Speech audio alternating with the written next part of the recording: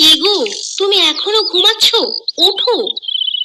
আর একটু ঘুমাই না, ডাকাডাকি করো না তো। আর ঘুমানো লাগবে না, প্রায় আধ ঘন্টা আগে ডেকে আমি রান্নাঘরে গেলাম। তোমার ঘুম ভাঙার এখনো কোনো নাম গন্ধ নেই। একটা মানুষ কিভাবে এত ঘুম কাতুরে হতে পারে? দাঁড়াও দাঁড়াও, উঠছি। বলি, কাজ কাম শিখিয়ে তুলে ঘুমালে কাজে যাবে কখন? ভূতে কি তোমাকে কাজ করে নিয়ে এসে খাওয়াবে? হ্যাঁ, ভূতেই কাজ করে খাওয়াবে। তুমি কানের কাছে এত ফ্যাচর ফ্যাচর করো না তো, শান্তিতে একটু ঘুমাতে দাও। কি? আমি ফ্যাচর ফ্যাচর করি? আমি তোমাকে শান্তিতে ঘুমাতে দিই না? ওগো, এই কথা শোনার আগে আমার মরণ হলো না কেন? ওর ছাতার মাথা, ঘুমাবই না। আপদ একটা। আমি এখন আপদ হয়ে গেছি? আপদ নয় তো কি, ষাঁড়ের মতো এত ডাকাডাকির কি আছে? রান্না হয়ে গিয়েছে, ভাতগুলো খেয়ে আমাকে উদ্ধার করো। আমাকে কাজে বেরোতে হবে। মানুষ আমাকে চেহারা দেখে টাকা দেয় না, কাজ করা লাগে। কি আমার কাজের মানুষ রে, অকর্মা ঢেকি একটা। আমি অকর্মা ঢেকি, আর তুমি কি করো? তো অন্যের জুতো পালিশ, তার আবার বড় বড় কথা।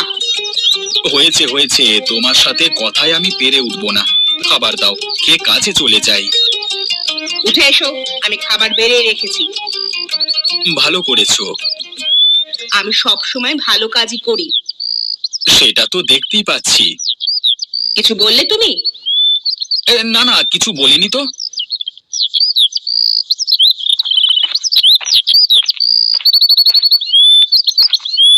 ঘরের তালা আটকে রেখেছো ভালো করে? হ্যাঁ হ্যাঁ, রেখেছি। তুমি কোন দিকে যাবে আজকে?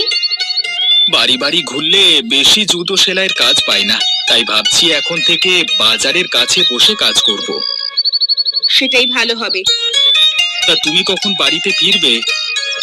জমিদারের বাড়িতে কাজ কখন শেষ হয় তার কি আর ঠিক আছে? দেখি, যদি তাড়াতাড়ি ফিরতে পারি। তোমাকে এত করে বললাম তুমি অন্যের বাড়িতে কাজ করো না, তুমি আমার কোনো কথাই শুনলে না। আমি তো বুঝি যে তোমার একার পক্ষে জুতো সেলাই করে সংসার চালাতে অনেক কষ্ট হয়ে যায়, তাই তো আমি জমিদারের বাড়িতে বুয়ার কাজ নিলাম। তোমার মতো স্ত্রী পেয়ে সত্যি আমি ধন্য।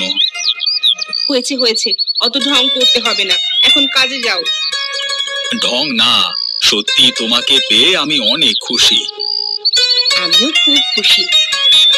বেলা হয়ে গিয়েছে, তুমি এখন দ্রুত জমিদার বাড়িতে চলে যাও। দেরি হয়ে গেলে আবার বকাবকি করবে। তুমিও যাও, তাড়াতাড়ি বাড়ি ফিরে এসো।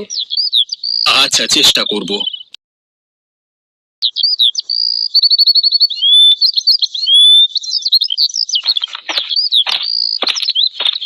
কিরে হামিদা, তোর আসতে এত দেরি হলো কেন? মানে বাড়ি থেকে আসতে আসতেই দেরি হয়ে গেল। মানে কি, কাজ না করলে কি তোকে চেহারা দেখে পয়সা দেব? আর এমন হবে না। এই জন্যই এসব গরিব ফকিন্নিদের দেখতে ইচ্ছে করে না। দেরি করছে, এখন এসে আবার নানান বাহানা বানাচ্ছে। বাড়িতে রান্না করে স্বামীকে খাওয়াতেই দেরি হয়ে। ও, তোর বাড়িতে রান্না করে ভাত খেয়ে এসেছিস, এখন আমরা কি হাওয়া খেয়ে থাকবো? আমি এক্ষুনি রান্না বসিয়ে দিচ্ছি। গিন্নি, গিন্নি, এদিকে আসো তো।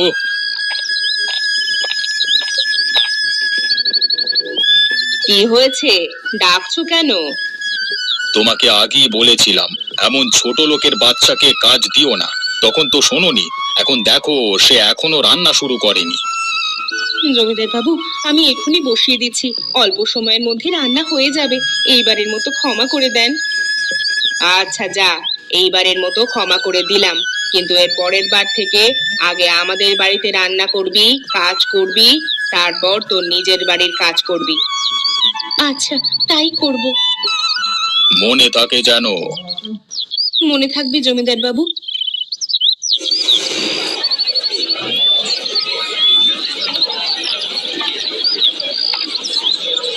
জুতো পালিশ করবেন? জুতো পালিশ পুরনো জুতো পালিশ করে নতুনের মতো বানান।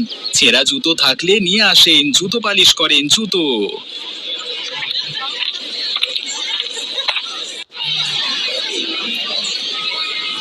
এই মুচি, দেখ তো আমার জুতোটায় কাদা লেগে গিয়েছে, পরিষ্কার করে দে তো। পাটা এগিয়ে দেন স্যার, পরিষ্কার করে দিচ্ছি। আরে আরে কি করছিস ফকিরের বাচ্চা? নোংরা কাপড় দিয়ে পরিষ্কার